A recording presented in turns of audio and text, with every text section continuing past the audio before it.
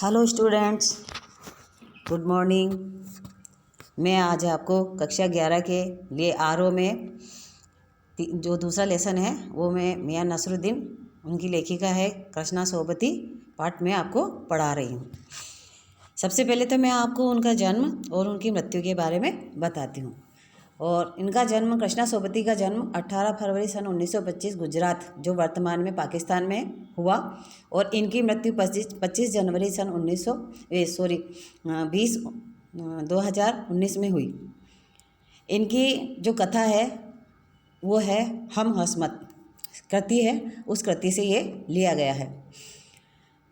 इनकी प्रमुख रचनाएं हैं जिंदगी नामा, दिलो दानिश, ए लड़की, समय सरगम, डार से बिछुड़ी मित्रों, मरजानी, बादलों के घेरे, सूरजमुखी, अंधेरे के, हम हस्मत, शब्दों के आलोक में, शब्द चित्र संस्मरण। प्रमुख सम्मान: साहित्य अकादमी सम्मान, हिंदी अकादमी का सलाहकार सम्मान, साहित्य अकादमी के महत्तर सदस्यता सहित अनेक राष्ट्रीय पुरस्कार। हिंदी कथा साहित्य में कृष्णा सोबती की विशिष्ट पहचान रही है। वे मानती हैं कि लिखना विशिष्ट लिखना है, कि जब भी हम लिखते हैं कम लिखें लेकिन अच्छा लिखें, और यही कारण है कि उनके संयमित लेखन और साफ सुथरी रचनात्मकता ने अपना एक नियत नया पाठक वर्ग बनाया है। उनके कई उपन्यास, लंबी कहानियों और संस्मरणों ने हिंदी के साहित्य संसार में अपनी दीर्घजीवी यानी कि लंबी उपस्थिति सुनिश्चित की है। उन्होंने हिंदी साहित्य को कई ऐसे यादगार चित्र दिए हैं जिन्हें अमर कहा जा सकता है, जैसे मित्रों, सहानी, हस्मत आदि। भारत पाकिस्तान पर जिन लेखकों ने हिंदी में कालजयी रचनाएं लिखी हैं, उनमें कृष्णा सोबती का नाम पहली कतार में रखा गया है, यानी कि पहली लाइन में उनका नाम रखा गया है। बल्कि ये कहना उचित होगा कि यशपाल के झूठा सच, राही मासूम रजा के आधा गांव और भीष्म सहानी के तमस के साथ साथ कृष्णा सोबती का जिंदगी नामा इस प्रसंग में एक विशिष्ट उपलब्धि है। संस्मरण के क्षेत्र में हम हस्मत शीर्षक से उनकी कृति का विशिष्ट स्थान है, जिसमें अपने ही एक दूसरे व्यक्तित्व के रूप में उन्होंने हस्मत नामक चरित्र का सृजन कर एक अद्भुत प्रयोग का उदाहरण प्रस्तुत किया है। कृष्णा जी के भाषिक प्रयोग में ही विविधता है। उन्होंने हिंदी की कथा भाषा को एक विलक्षण ताजगी दी है। संस्कृत निष्ठ तत्सम, उर्दू का बागपन, पंजाबी की जिंदा दिली, ये सब एक साथ उनकी रचनाओं में मौजूद हैं। मियां नसरुद्दीन पाठ का जो सार है वो मियां नसरुद्दीन शब्द चित्र हम हस्मत नामक संग्रह से लिया गया है। इसमें खानदानी नानभाई मियां नसरुद्दीन के व्यक्तित्व, रुचियों और स्वभाव का शब्द चित्र खींचा गया है। मियां नसरुद्दीन अपने मसीहा अंदाज में रोटी पकाने की कला का और उसमें अपने खानदानी महारत को बताते हैं। वे ऐसे इंसान का प्रतिनिधित्व करते हैं जो अपने पैसे को कला का दर्जा देते हैं और करके सीखने की असली हुनर मानते हैं। कि जब भी हम बच्चों, मैं थोड़ा सा आपको इसको समझा देती हूँ पाठ को, फिर मैं आपको ये पाठ पूरा पढ़ा दूँगी।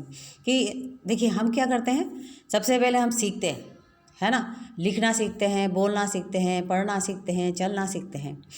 लेकिन इन्होंने इसका विपरीत किया, उल्टा किया। ये पहले करते हैं फिर उससे सीखते हैं। तो सबसे पहले इनके जो परिवार का सदस्य थे वो पुराने थे, गड़ैया महल के आसपास ही रहते थे। परिवार के सदस्य के इनके दादा परदादा जो भी इनके साथ में रहा करते थे, उनसे ही इन्होंने ये खाना 56 प्रकार की रोटियां बनाना सीखा। जब इनसे लेखिका पहली बार मिलने गई थी, लेखिका इनके यहाँ पे आती है और वो पहली बार इनका मियां नसरुद्दीन का नाम सुनती है, कृष्णा सोबती, तो वो इनसे मिलने की उनकी इच्छा होती है कि मैं क्यों ना इनसे मिलूं, कि ऐसा व्यक्ति है जो मसीहा अंदाज के अंदर अपना 56 प्रकार का खाना बनाता है, रोटियां बनाता है, तो ऐसे व्यक्ति से ज़रूर मिलना चाहिए। और वो स्वाभाविकता से उनसे मिलने का प्रयास भी करती है। मियां नसरुद्दीन के बारे में बता दूं कि एक दिन संयोगवश वो जामा मस्जिद के पास से गुजर रही थी लेखिका, उनके मोहल्ले से, जो उनके मोहल्ले का नाम था पुराना गड़ैया। मोहल्ले की ओर से निकल रही थी। एक मामूली एक अंधेरी सी दुकान पर आटे का ढेर संते देखकर उन्होंने मन में इच्छा हुई कि यहाँ पर ऐसा क्या है। जैसे ही उनको पता चला कि यहाँ 56 किस्म की रोटियाँ बनाने वाले नानभाई मियां नसरुद्दीन की दुकान थी, तो उनको और इच्छा होती है कि मैं ऐसे जाऊँ वहाँ पर और उनसे मिलूँ। तो मियां मियाँ अंदर ही बैठे बीड़ी पी रहे थे। तो उनके चेहरे पर बुढ़ापे की झुर्रियाँ दिखाई दे रही थी, यानी कि वो पूर्ण रूप से बूढ़े भी हो गए, परिपक्व हो गए, लेकिन आँखों पे चमक थी और माथे पर कारीगरी के तेवर थे उनके। लेकिन माथे के ऊपर वो जो व्यक्ति हुनरमान होता है तो वो उसकी चमक स्वाभाविक रूप से दिखाई देती है। लेखिका मियाँ के पास जाकर के पूछती है कि आपने किस्म किस्म की तरह तरह की रोटियाँ बनाना या पकाने का हुनर कहाँ से सीखा। तब बड़े मियाँ स्वाभाविकता के साथ, स्वाभिमान के साथ और स्वाभाविक रूप से कहते हैं कि भाई, उनका जो उत्तर देता है, कृष्णा सोबती का उत्तर देता है कि ये तो हमारा पैसा है। वो उनको कहता है कि ये तो हमारा पैसा है और ये पुख्तों से चला आ रहा है, पुश्तों से चला आ रहा है, यानी कि मेरे दादा बनाते, परदादा बनाते, उसके बाद मैं बना रहा हूँ, तो धीरे धीरे हमने ये कला सीख ली है। उनके जो वालिद मियाँ बरकत शाही, उन्होंने नाम बताया कि उनके जो वालिद मियाँ थे, जो परदादा थे, बरकत शाही नानबाई गडाया वाले के नाम से, और उनके जो दादा थे मियाँ कल्लन आला नानबाई थे। नानबाई की कला उन्होंने अपने वालिद यानी पिता से, जो परंपरागत उनके दादा, फिर उनके पिता, फिर उनके परदादा से वो सीखी है। मियाँ नसरुद्दीन ने अपने हुनर के संबंध में बताया कि यह तो सच्ची लगन और परिश्रम से ही सीखा जाता है। जब उन्होंने पूछा ना कृष्णा सोबती ने, भाई आपने कैसे सीखा, तो उन्होंने कहा भाई तो उसमें सच्ची लगन होनी चाहिए और उसी लगन से मैंने भी इसको सीखा है। इसके लिए मैंने कठोर साधना की है, प्रयास किया है इसको सीखने के लिए, और इसके सीखने के लिए बड़े छोटे सभी काम करने पड़ते हैं। कि जब हम कोई भी काम करते हैं तो वो छोटा हो चाहे वो बड़ा हो, लेकिन उस काम को हम पूर्ण रूप से कर लेते हैं। तो उसमें जब हम छोटा या बड़ा काम देखते हैं तो उसमें हमको शर्म नहीं आती है, और हमको शर्म करनी भी नहीं चाहिए, क्योंकि ये हमारा हुनर है। तो इसलिए उन्होंने कहा कि काम छोटा हो चाहे बड़ा हो, इसको हम अपनी कला के रूप में सीखते हैं। मियाँ ने बताया है कि उन्होंने जो भट्टी बनाना, बर्तन धोने, भट्टी में आंच देने जैसे छोटे छोटे काम करके ही रोटी बनाने का सीखा है। कि ये रोटी बनाना उन्होंने पहले उससे जुड़े हुए काम को सीखा, उसके बाद में उन्होंने उसको सीखा। दुकानदारी और ग्राहकी की तालीम भी उन्होंने अपने लंबे समय से तक खोमचा लगाकर ही प्राप्त की। कि छोटी छोटी जगह पर वो जैसे ठेले लगा देते हैं, छोटी दुकानें लगा देते हैं, ऐसी चीज़ें लगा करके उन्होंने उनसे सीखी है। अब वो कहते हैं कि हम खानदानी हैं और इस पे मैं गर्व करता हूँ, ये हमारा बड़प्पन है। और जो बुजुर्ग हैं, बादशाह सलामत के खास नानबाई रहे हुए हैं हमारे, जो दिल्ली के बादशाह सलामत थे, उनकी यहाँ पर हमारे जो बुजुर्ग थे वो वहाँ पर रहे हुए हैं। वे बादशाह सलामत जो दिल्ली हैं जहाँ अपना थे, परंतु उनका नाम जानने, जब कृष्णा सोबती कहती है उनका नाम क्या था, तो उनका नाम जानने कहने की ज़रूरत ही नहीं है। वो कहते हैं कि मैं उनका नाम जानने की और कहने की ज़रूरत नहीं है। बादशाह सलामत के कहने पर ही उनके बुजुर्गों एक ऐसी चीज़ बनाकर खिलाई थी कि जो न आग पे पकी और न पानी से बनी। वो कहते हैं कि भाई अपनी बात को बढ़ा करके कहते हैं, बड़ा चढ़ा कर कहते हैं कि भाई उनके यहाँ पे मैंने, हमारे जो बुजुर्ग थे उन्होंने बनाई थी कि ऐसी चीज़ बनाई जो न तो आग पे पकी और न पानी में बनी। तब वो पूछते हैं कि भाई ऐसी क्या चीज़ थी, जो ऐसा, उस पकवान का क्या नाम था। तो मियाँ नसरुद्दीन कहते हैं भाई खानदानी नानबाई तो कुएं में भी रोटी पका सकता है। वो कृष्णा सोबती को जवाब देते हैं कि भाई जो खानदानी व्यक्ति होगा वो तो कुएं में भी रोटी पका सकता है, उसका खानदानी गौरव है वो मियाँ नसरुद्दीन कहते हैं कि हमारा खानदानी गौरव है, और हम अपने खानदान की इस कला को, कारीगरों को आपको नहीं बताते, और हम उचित भी नहीं समझते कि हम आपको बताएं। कृष्णा सोबती उनसे काफ़ी प्रयास करती है कि भाई तुमने जो रोटी बनाने की कारीगरी सीखी है, जानना चाहती हूँ कि ये किस प्रकार से सीखी है। मियाँ नसरुद्दीन ने चेहरे पर एक अजीब सी खींच लाकर कहा कि आप लोगों में शौक़ और कद्र की कमी हो गई है। तब वो कहते हैं कि भाई आप लोग सिर्फ जानना चाहते हैं, शौक़ है, उसकी कद्र भी आप नहीं करना चाहते हैं। फिर भी उन्होंने फटाफट उस उखड़े मन से 8-10 तरह की रोटियों के नाम बताए। फिर उन्होंने बता दिया कि भाई 8-10 रोटियों के नाम कृष्णा सोबती को जब बहुत पूछा उन्होंने, तब उन्होंने उनको बता दिया। और तुनकी रोटी के संबंध में भी कहा, यह पापड़ से भी ज़्यादा बारीक होती है, महीन होती है।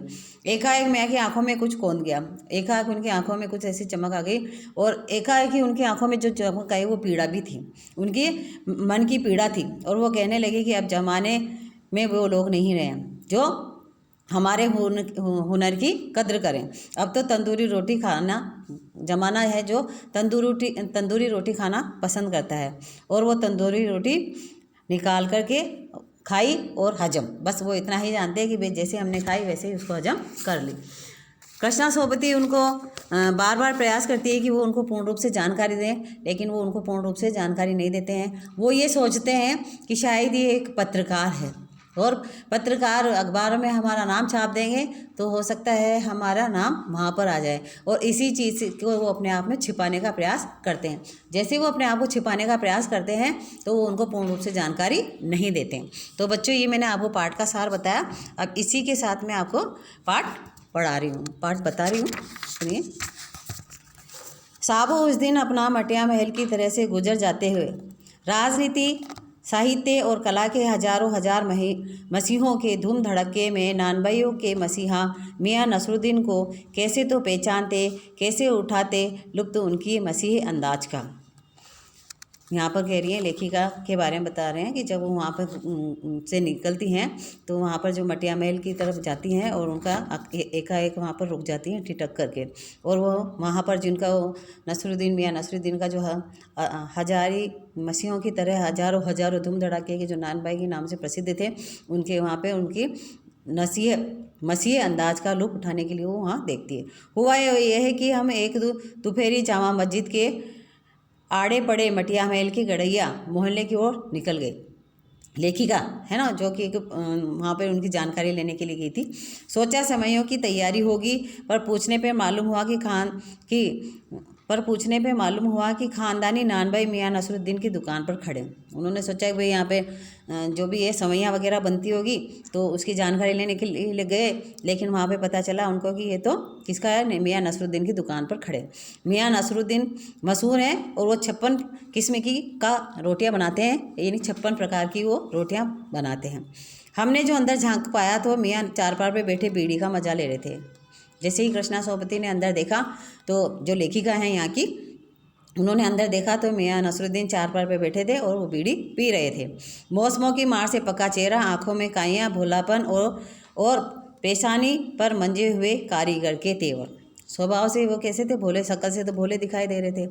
आंखों में उनके काइयाँ जमी हुई थी, गिजड़ आ रहे थे, और पेशानी से और पैसे से क्या थे, एक हुनर से क्या थे, एक मंजे हुए कारीगर, एक पूर्ण रूप से निपुण कारीगर। हमें ग्राहक समझ मियाँ ने नज़र उठाई और हम उसको फरमाया और कहा कि हमको ग्राहक समझ लिया, और उन्होंने हमको देखा और उन्होंने कहा भाई फरमाओ, कहो। झिझक से कहा, आपसे कुछ एक सवाल पूछने थे, आपको वक्त हो तो। उन्होंने पूछा भाई हमको आपसे कुछ सवाल पूछना है, अगर आपके पास समय हो तो आप हमें बता दी। मियाँ नसरुद्दीन ने पंचहजारी अंदाज से सिर हिलाया और निकाल लेंगे वक्त थोड़ा, पर यह तो कहिए आपको पूछना क्या है। उन्होंने अपने व्यक्तित्व के अनुसार, प्राउड के अनुसार, घमंड के अनुसार अपना पंचहजारी कि जैसे 5 व्यक्तियों के अंदर बीच में बैठ करके वो अपना सिर हिलाते हैं, यानी पंचों के बीच में बैठा हुआ व्यक्ति अपनी बात को कहने का प्रयास करता है। तब उन्होंने कहा कि चलो बताओ, पूछो। फिर घूर कर देखा और जोड़ा, मियाँ कहीं अखबार नवीसी तो नहीं हो। फिर उन्होंने जैसे ही उनको देखा और फिर उनकी तरफ घूर कर देखा तो उन्होंने तुरंत बोला, भाई अखबार वाले तो नहीं हैं, ये तो खोजियों की खुरापात होती है। और जो अखबार वाले होते हैं वो खोजी होते हैं और वो बाल की खाल निकालने का प्रयास करते हैं। हम तो अखबार बनाने वाले और अखबार पढ़ने वाले दोनों को ही निठल्ला समझते हैं। मियाँ नसरुद्दीन कहते हैं कि जो अखबार बनाने वाले होते हैं और अखबार पढ़ने वाले दोनों ही बेकार होते हैं।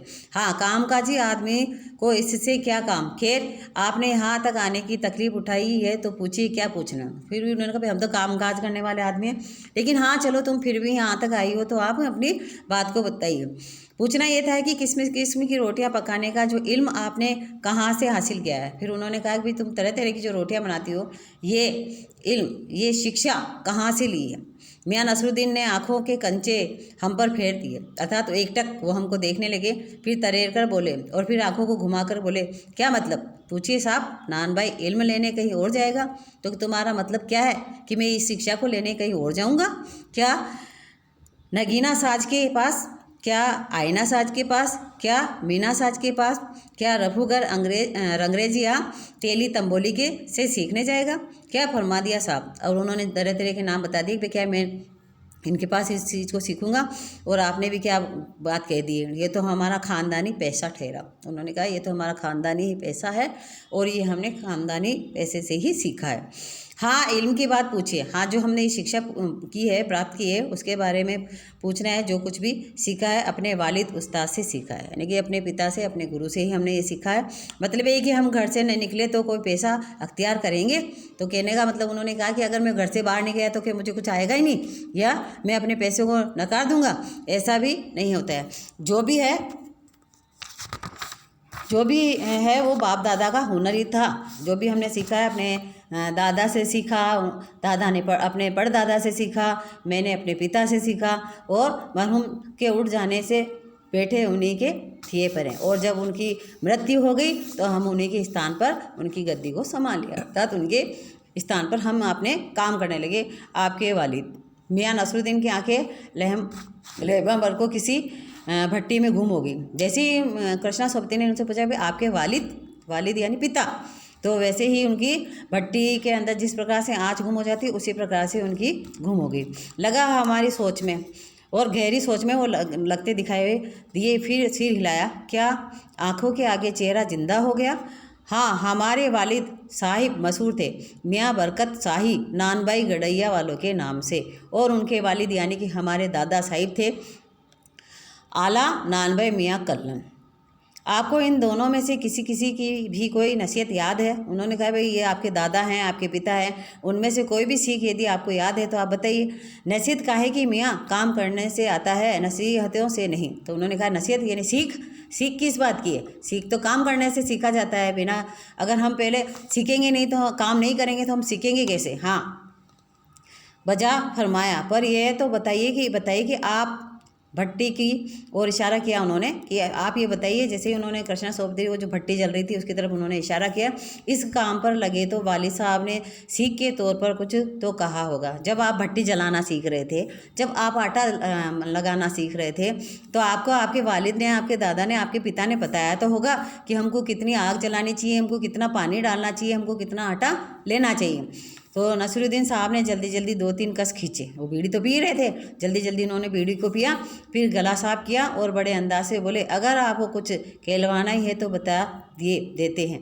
आप जानो, जब बच्चा उस्ताद के यहाँ पढ़ने बैठता है तो उस्ताद क्या कहता है कि जब गुरु, ठीक है, जब बच्चा शिक्षा लेने के लिए जाता है अपने गुरु के पास तो गुरु उसको सबसे पहले क्या कहते हैं?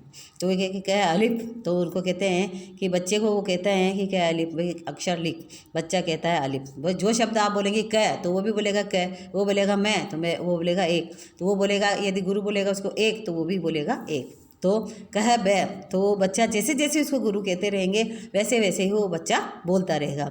इस बीच उस्ताद जोर का एक हाथ सिर पर धरता है और शागिर्दी चुपचाप परवाह करता है। समझे साहिब, एक तो पढ़ाई ऐसी कि दूसरी बातचीत में छोड़ सामने से गुजरते मीर साहब को आवाज़ दे डाली, कहो भाई मीर साहब, सुबह न आना हुआ पर क्यों? अब वो बता देता है कि जैसे जैसे गुरु उसका बच्चे को सिखाने का प्रयास करता है वैसे ही बच्चा उसको सीखता है। और इसी बीच में वो अपना ध्यान दूसरी तरफ मियाँ नसरुद्दीन कर लेते हैं और रास्ते में जाने वाले राहगीर को कहते हैं कि भाई तुम आप यहाँ पर आए नहीं।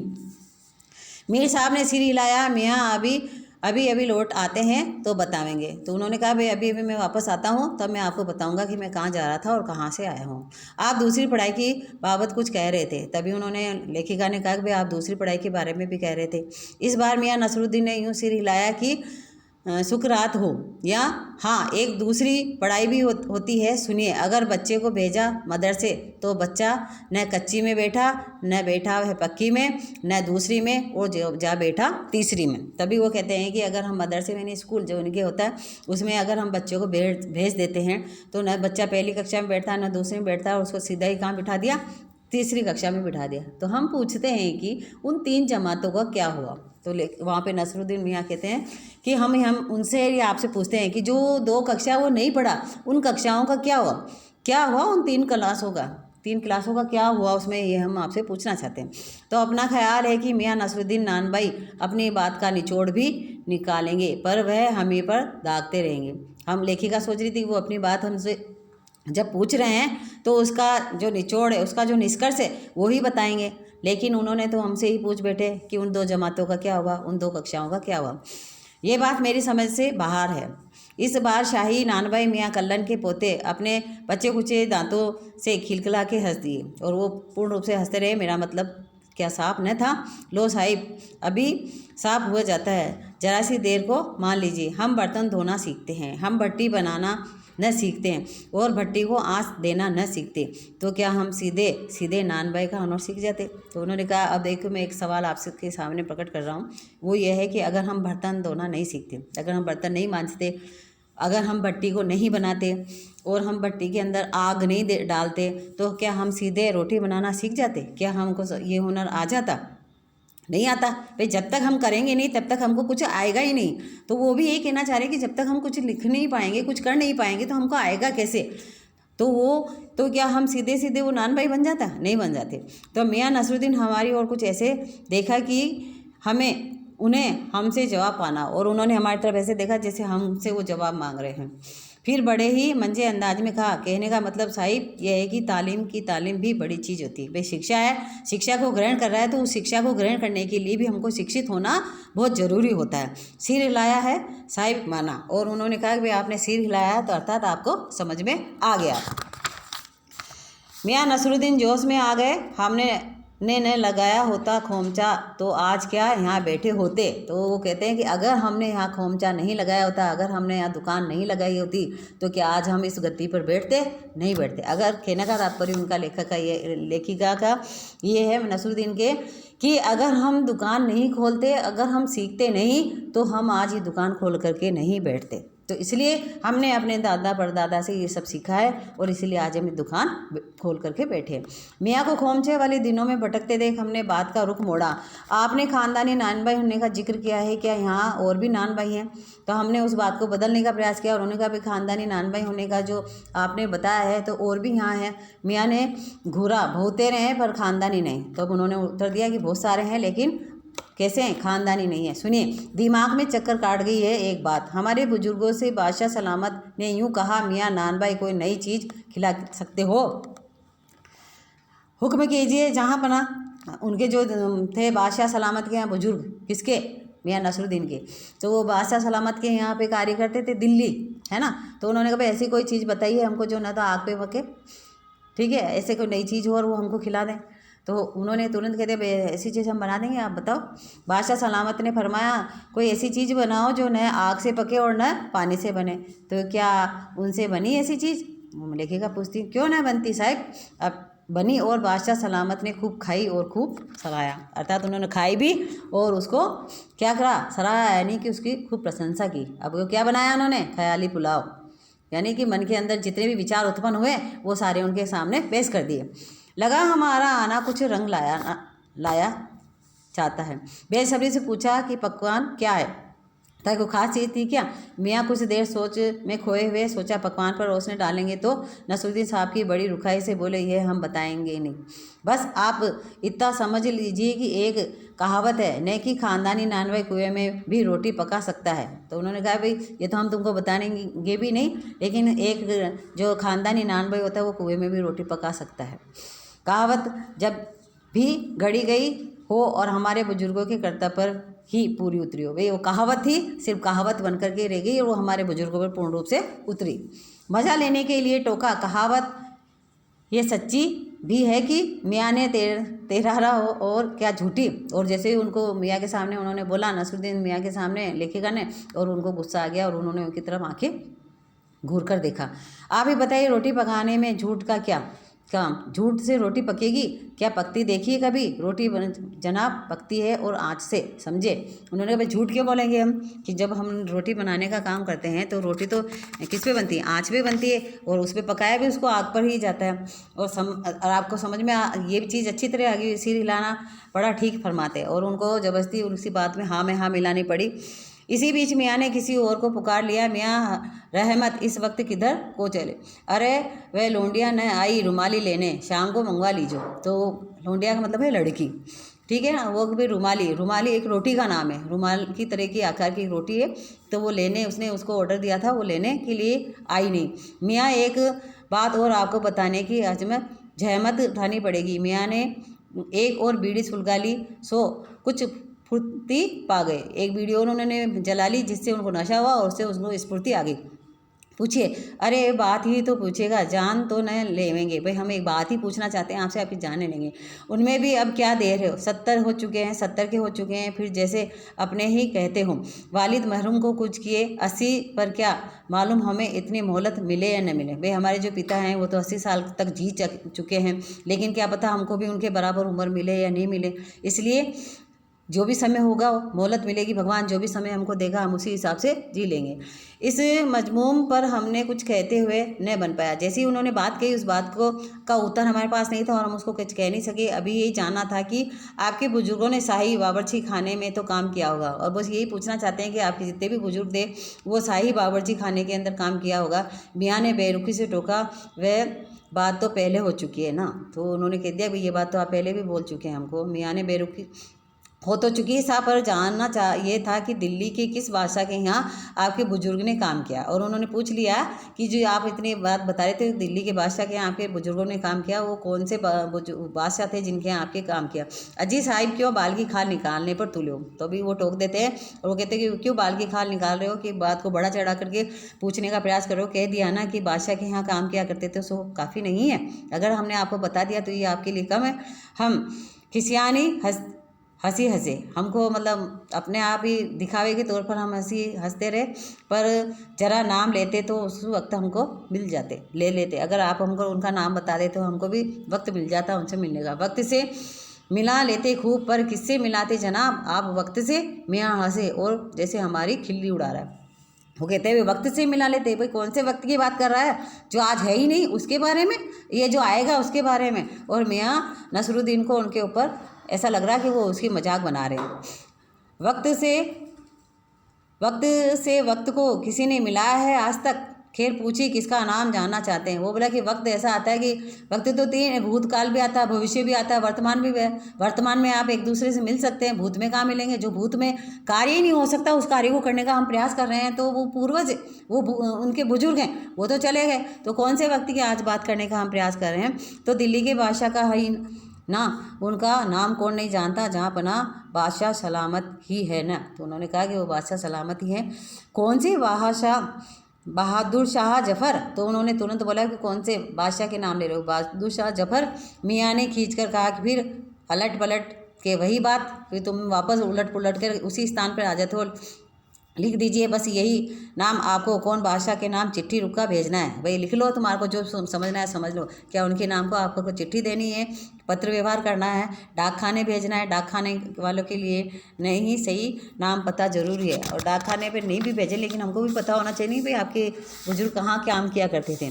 हमने बिटर बिटर अपनी तरफ देखते हुए पाया कि सिर हिला अपने कारीगर से बोले, अरे ओ बब्बन मियाँ बट्टी सुलगा दो, 2 काम से निपटे। और वो हमको देख रहे थे और तभी उन्होंने कह दिया अपने यहाँ पे कि भाई अपने बब्बन मियाँ तो भट्टी जल जाते, सुलगा दे और हमको काम बहुत है। मियाँ ने रुखाई से जैसे फाँक की काट ही दियो, और वो हमारे प्रति उनका ऐसा व्यवहार था जैसे फाँक को हो और हमको उसके टुकड़े कर दिए हों।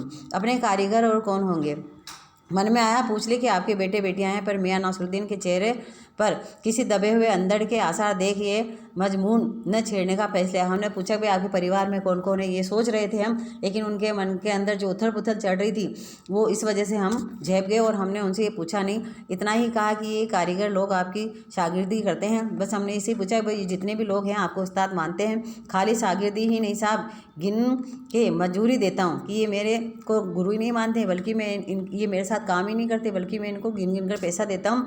2 रुपये मन आटे की मजूरी, 2 रुपये मन आटा जो ये लगाते हैं उसकी पूरी मैं मजदूरी देता हूँ। 4 रुपये मन मैदे की मजूरी, जैसे जैसे आटा लगाते हैं मैदा लगाते हैं मैं उसी तौर से इनको पैसा भी देता हूँ।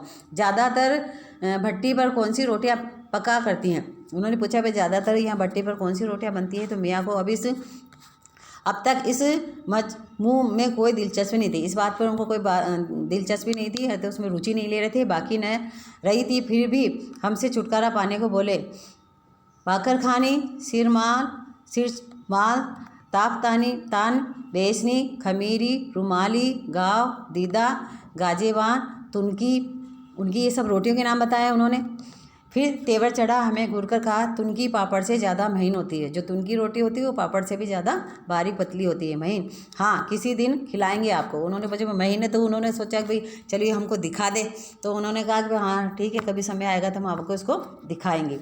एकाएक मियाँ की आँखों के आगे कुछ कौन गया और उनकी तरफ आँखें, जैसे हमने उनकी तरफ देखा तो कौन देख रहा है? लेखिका किसकी तरफ देख रही है? मियाँ नसरुद्दीन की तरफ। और एक लंबी सांस भरी और किसी गुमशुदा याद को ताज़ा करने को कहा। जैसे उतर गए वे जमाने, और जैसे हमको लगा उनकी तरफ, शक्ल की तरफ देखा तो हमने देखा वो कुछ याद करने की कोशिश कर रहे हैं। लेकिन फिर उन्होंने कहा, मियाँ नसरुद्दीन ने, कि वो समय निकल गया और गए वे कद्रदान, और जो इसकी कद्र करने वाले थे वो भी अब इस संसार में नहीं है। जो पकाने खाने की कद्र करना जानते थे, जो व्यक्ति इन कार्यों का हुनर जानता था, उसकी वो कद्र किया करते थे, आज वो नहीं है। मियाँ अब क्या रखा है?